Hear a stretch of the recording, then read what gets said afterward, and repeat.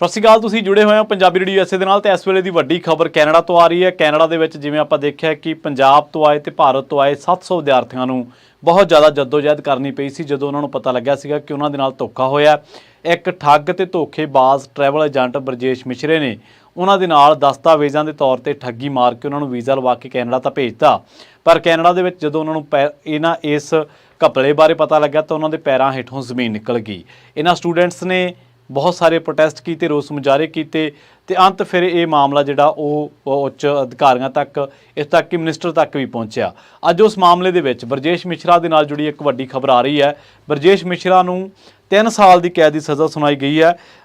दस्सिया गया कि वैनकूवर की अदालत दे विच इमीग्रेशन अपराधों के लिए दोषी करार देंदे 3 साल की कैद की सज़ा सुनाई गई है। 37 साला बरजेश मिश्रा नूं Canadian border services agency CBSE ਜਿਹਨੂੰ ਆਪਾਂ ਕਹਿ ਦਿੰਦੇ ਆ ਉਹਦੀ ਜਾਂਚ ਤੋਂ ਬਾਅਦ ਗ੍ਰਿਫਤਾਰ ਕੀਤਾ ਗਿਆ ਸੀਗਾ ਤੇ ਉਹਨੇ 2016 ਤੋਂ ਲੈ ਕੇ 2020 ਦੇ ਵਿਚਕਾਰ ਭਾਰਤੀ ਵਿਦਿਆਰਥੀਆਂ ਨੂੰ ਜਾਲੀ ਦਸਤਾਵੇਜ਼ ਲਗਾ ਕੇ ਕੈਨੇਡਾ ਭੇਜਿਆ ਸੀਗਾ ਤੇ ਇਹਦੇ ਵਿੱਚ ਬਹੁਤ ਗਿਣਤੀ ਪੰਜਾਬੀ ਸਟੂਡੈਂਟਸ ਦੀ ਦੱਸੀ ਗਈ ਹੈ। ਮਿਸ਼ਰਾ ਵੈਨਕੂਵਰ ਦੀ ਅਦਾਲਤ ਦੇ ਵਿੱਚ ਜਦੋਂ ਪੇਸ਼ ਹੋਇਆ ਤੇ ਉਹਨੇ ਆਪਣੇ ਅਪਰਾਧਾਂ ਦੇ ਲਈ ਮਾਫੀ ਮੰਗੀ। ਮਿਸ਼ਰਾ ਨੂੰ ਜੂਨ 2023 ਦੇ ਵਿੱਚ ਬ੍ਰਿਟਿਸ਼ ਕੋਲੰਬੀਆ ਦੇ ਸਰੀ ਦੇ ਵਿੱਚ ਗ੍ਰਿਫਤਾਰ ਕੀਤਾ ਗਿਆ ਸੀਗਾ। ਉਹਦੀ ਹਿਰਾਸਤ ਜਦੋਂ ਕੀਤਾ ਲਿਆ ਗਿਆ ਸੀ ਉਹਨੂੰ ਉਸ ਸਮੇਂ ਨੂੰ ਇਹਦੇ 3 ਸਾਲਾਂ ਦੇ ਵਿੱਚ ਗਿਣਿਆ ਜਾਊਗਾ ਤੇ ਹੁਣ ਉਹ 19 ਮਹੀਨੇ ਹੋਰ ਜੇਲ੍ਹ ਦੇ ਵਿੱਚ ਉਹਨੂੰ ਰਹਿਣਾ ਪਊਗਾ। ਉਹ ਟੂਰਿਸਟ ਵੀਜ਼ੇ ਤੇ ਕੈਨੇਡਾ ਦੇ ਵਿੱਚ ਦਾਖਲ ਹੋਇਆ ਸੀ ਜਿਸ ਦੀ ਮਿਆਦ ਉਹਦੀ ਗ੍ਰਿਫਤਾਰੀ ਦੇ ਸਮੇਂ ਖਤਮ ਹੋ ਚੁੱਕੀ ਸੀ। ਜਾਂਚ ਦੇ ਦੌਰਾਨ 12 ਪੀੜਤ ਸਾਹਮਣੇ ਆਏ ਨੇ। ਕੈਨੇਡਾ ਦੇ ਵਿੱਚ ਆਪਣੀ ਸਜ਼ਾ ਭੁਗਤਣ ਤੋਂ ਬਾਅਦ ਮਿਸ਼ਰਾ ਨੂੰ ਭਾਰਤ ਭੇਜੇ ਜਾਣ ਦੀ ਉਮੀਦ ਹੈ ਜਿੱਥੇ ਉਸ ਨੂੰ ਮਨੁੱਖੀ ਤਸਕਰੀ ਦੇ ਅਪਰਾਧ ਦੇ ਸਮੇਤ ਹੋਰ ਅਪਰਾਧਿਕ ਦੋਸ਼ਾਂ ਦਾ ਸਾਹਮਣਾ ਕਰਨਾ ਪੈ ਰਿਹਾ। ਅਦਾਲਤ ਦੇ ਵਿੱਚ ਕੋਈ ਵੀ ਪੀੜਤ ਜਾਂ ਉਹਨਾਂ ਦੇ ਪਰਿਵਾਰਕ ਮੈਂਬਰ ਜਦੋਂ ਇਹ ਸਜ਼ਾ ਸੁਣਾਈ ਗਈ ਹੈ ਵੈਨਕੂਵਰ ਦੇ ਵਿੱਚ ਉਦੋਂ ਕੋਈ ਮੌਜੂਦ ਨਹੀਂ ਸੀ।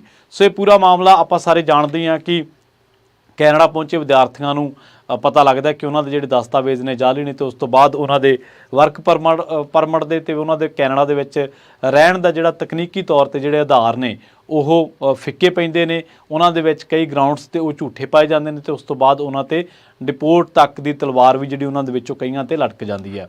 ਆਪਾਂ ਦੇਖਿਆ ਕਿ ਬਹੁਤ ਵਾਰ ਪੰਜਾਬ ਦੇ ਵਿੱਚ ਜਿਹੜੇ ਕੈਨੇਡੀਅਨ ਵਿਦਿਆਰਥੀ ਨੇ ਕੈਨੇਡਾ ਆਉਣਾ ਚਾਹੁੰਦੇ ਨੇ, ਸੁਪਨਾ ਪਾਲੀ ਬੈਠੇ ਨੇ ਵਿਦੇਸ਼ਾਂ ਦੇ ਵਿੱਚ ਪੜ੍ਹਨ ਦਾ, ਉਹ ਵੱਡੀ ਗਿਣਤੀ ਦੇ ਵਿੱਚ ਆਮ ਮੱਧ ਵਰਗੀ ਘਰਾਂ ਤੋਂ ਨੇ ਜਿਨ੍ਹਾਂ ਦੇ ਵਿੱਚੋਂ ਕਈਆਂ ਨੇ, ਸਾਰਿਆਂ ਨੇ ਨਹੀਂ, ਜਿਨ੍ਹਾਂ ਦੇ ਵਿੱਚੋਂ ਕਈਆਂ ਨੇ ਆਪਣੀਆਂ ਜ਼ਮੀਨ ਜਾਇਦਾਦਾਂ ਵੇਚੀਆਂ ਨੇ। ਤੇ ਇੱਕ BBC ਦੀ ਰਿਪੋਰਟ ਵੀ ਆਪਾਂ ਸਾਂਝੀ ਕੀਤੀ ਸੀ ਜਿਹਦੇ ਵਿੱਚ ਦੱਸਿਆ ਗਿਆ ਸੀਗਾ ਕਿ ਪੰਜਾਬ ਦੇ ਵਿੱਚ ਕਿਹੜੇ ਇਲਾਕਿਆਂ ਦੇ ਵਿੱਚ ਹਜ਼ਾਰਾਂ ਕਰੋੜਾਂ ਰੁਪਏ ਦੀ ਜਾਇਦਾਦ ਔਰ ਕਈ ਤਾਂ ਇਹੋ ਜਿਹੇ ਮਤਲਬ ਜਿਨ੍ਹਾਂ ਨੂੰ ਮਜਬੂਰੀ ਸੀਗੀ ਉਹਨਾਂ ਨੇ ਤਾਂ ਆਪਣੀ ਜਿਹੜੀ ਜਾਇਦਾਦ ਸੀਗੀ ਉਹਦੀ ਕੀਮਤ ਤਾਂ ਕਈ ਗੁਣਾ ਜ਼ਿਆਦਾ ਸੀ ਪਰ ਕਈ ਗੁਣਾ ਘੱਟ ਕੀਮਤ 'ਤੇ ਉਹਨਾਂ ਨੇ ਜਾਇਦਾਦ ਵੇਚੀ ਕਿਉਂਕਿ ਉਹਨਾਂ ਨੂੰ ਲੱਗਿਆ ਕਿ ਸ਼ਾਇਦ ਸਾਡੇ ਬੱਚੇ ਦਾ ਵੀਜ਼ਾ ਲੱਗ ਗਿਆ ਕੈਨੇਡਾ ਦੇ ਵਿੱਚ ਤੇ ਹੁਣ ਉਹਨੇ ਬਾਹਰ ਚਲਾ ਜਾਣਾ। ਸੋ ਉਹਨਾਂ ਦੇ ਨਾਲ ਦੋਹਰਾ ਜਿਹੜਾ ਧੋਖਾ ਉਹ ਹੋ ਗਿਆ। ਇੱਕ ਤਾਂ ਉਹਨਾਂ ਨੂੰ ਓਲੇ ਦੇ ਵਿੱਚ ਰੱਖਿਆ ਗਿਆ, ਇੱਕ ਉਹਨਾਂ ਦੀ ਜਿਹੜੀ ਫਾਈਨੈਂਸ਼ੀਅਲੀ ਜਿਹੜੀ ਸਥਿਤੀ ਸੀਗੀ, ਆਰਥਿਕ ਸਥਿਤੀ ਸੀ ਉਹ ਹੋਰ ਜ਼ਿਆਦਾ ਮੰਦੀ ਪੈ ਗਈ ਤੇ ਉੱਪਰੋਂ ਉਹਨਾਂ ਨੂੰ ਜਦੋਂ ਇਹ ਪਤਾ ਲੱਗਿਆ ਕਿ ਸਾਡੇ ਬੱਚੇ ਨੂੰ ਹੁਣ ਕੈਨੇਡਾ ਕਿਤੇ ਡਿਪੋਰਟ ਨਾ ਕਰ ਦੇਵੇ, ਜੇ ਉਹਦੇ ਨਾਲ ਧੋਖਾ ਹੋ ਗਿਆ ਤੇ ਉਹਨਾਂ ਨੂੰ ਇਸ ਤਰ੍ਹਾਂ ਇੱਕ ਇਮੋਸ਼ਨਲ ਡੈਮੇਜ ਤੇ ਦੂਜਾ ਆਰਥਿਕ ਜਿਹੜਾ ਘਾਟਾ ਸੀ ਉਹਦੇ ਵਿੱਚੋਂ ਲੰਘਣਾ ਪਿਆ। ਸੋ ਇਹ ਸਭ ਕੁਝ ਵਾਪਰਿਆ ਬਰਜੇਸ਼ ਮਿਸ਼ਰਾ ਕਰਕੇ ਕਿਉਂਕਿ ਉਹਨੇ ਖੁਦ ਕਬੂਲਿਆ ਵੈਨਕੂਵਰ ਦੀ ਅਦਾਲਤ ਦੇ ਵਿੱਚ ਕਿ ਹਾਂ ਮੈਥੋਂ ਅਪਰਾਧ ਹੋਇਆ ਤੇ ਉਹਨੇ ਮਾਫੀ ਵੀ ਮੰਗੀ ਇਮੀਗ੍ਰੇਸ਼ਨ ਦੇ ਕਈ ਅਪਰਾਧਾਂ ਦੇ ਲਈ। ਬਰਜੇਸ਼ ਮਿਸ਼ਰਾ ਜਦੋਂ ਕੈਨੇਡਾ ਦੇ ਵਿੱਚ ਜਦੋਂ ਉਹਨੂੰ ਅਰੈਸਟ ਕੀਤਾ ਗਿਆ ਤਾਂ ਉਦੋਂ ਇਹ ਟੂਰਿਸਟ ਵੀਜ਼ੇ ਤੇ ਦਾਖਲ ਹੋਇਆ ਸੀਗਾ ਪਰ ਉਦੋਂ ਤੱਕ ਉਹ ਵੀ ਜਿਹੜਾ ਇਹਦਾ ਐਕਸਪਾਇਰ ਹੋ ਚੁੱਕਿਆ ਸੀਗਾ ਜਦੋਂ ਇਹਨੂੰ ਜੂਨ 2023 ਦੇ ਵਿੱਚ ਬ੍ਰਿਟਿਸ਼ ਕੋਲੰਬੀਆ ਦੇ ਸਰੀ ਦੇ ਵਿੱਚ ਇਹਨੂੰ ਗ੍ਰਿਫਤਾਰ ਕੀਤਾ ਗਿਆ ਸੀਗਾ ਤੇ ਇਹ ਟੂਰਿਸਟ ਵੀਜ਼ੇ ਤੇ ਕੈਨੇਡਾ ਦੇ ਵਿੱਚ ਦਾਖਲ ਹੋਇਆ ਸੀਗਾ। 3 ਸਾਲ ਦੀ ਜਿਹੜੀ ਇਹਨੂੰ ਸਜ਼ਾ ਹੋਈ ਹੈ ਉਹਦੇ ਵਿੱਚ ਉਹ ਵੀ ਟਾਈਮ ਗਿਣਿਆ ਜਾਊਗਾ ਜਦੋਂ ਤੋਂ ਇਹਨੂੰ ਗ੍ਰਿਫਤਾਰ ਕੀਤਾ ਜਾ ਚੁੱਕਿਆ। ਸੋ ਹੁਣ ਇਹਨੂੰ 19 ਮਹੀਨੇ ਹੋਰ ਜੇਲ੍ਹ ਦੇ ਵਿੱਚ ਰਹਿਣਾ ਪਊਗਾ।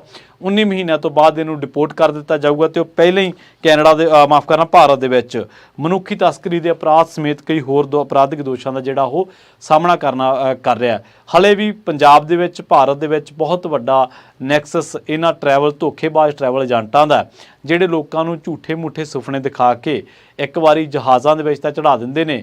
ਇਹ ਕਈ ਕੈਨੇਡਾ ਪਹੁੰਚ ਗਏ, ਕਈ ਕੈਨੇਡਾ ਵੀ ਨਹੀਂ ਪਹੁੰਚੇ, ਕਈਆਂ ਨੂੰ ਅਮਰੀਕਾ ਦਾ ਜਦੋਂ ਲਾਲਚ ਦਿੱਤਾ ਜਾਂਦਾ ਤਾਂ ਉਹਨਾਂ ਨੂੰ ਲੈਟਿਨ ਅਮਰੀਕੀ ਜਿਹੜੇ ਮੁਲਕ ਨੇ ਉਹਨਾਂ ਮੁਲਕਾਂ ਦੇ ਵਿੱਚ ਰੁਲਣਾ ਪੈਂਦਾ। ਉਹਨਾਂ ਮੁਲਕਾਂ ਦੇ ਵਿੱਚ ਹੋਰ ਜਿਹੜੇ ਇੱਥੋਂ ਦੇ ਗੈਂਗ ਨੇ ਉਹਨਾਂ ਦੇ ਧੱਕੇ ਚੜ੍ਹ ਜਾਂਦੇ ਨੇ, ਫਿਰ ਉਹ ਉੱਥੇ ਫਿਰੌਤੀਆਂ ਮੰਗੀ ਜਾਂਦੇ ਨੇ। ਸੋ ਇਸ ਤਰ੍ਹਾਂ ਬਹੁਤ ਘੱਟ ਲੋਕ ਨੇ ਜਿਹੜੇ ਵਧੀਆ ਤਰੀਕੇ ਦਾ ਕੰਮ ਕਰਦੇ ਨੇ, ਸ਼ਾਨਦਾਰ ਕੰਮ ਕਰਦੇ ਨੇ ਜਾਂ ਪੰਜਾਬੀ 'ਚ ਕਹਿ ਲਓ ਕਿ 1 ਨੰਬਰ ਦਾ ਕੰਮ ਕਰਦੇ ਨੇ।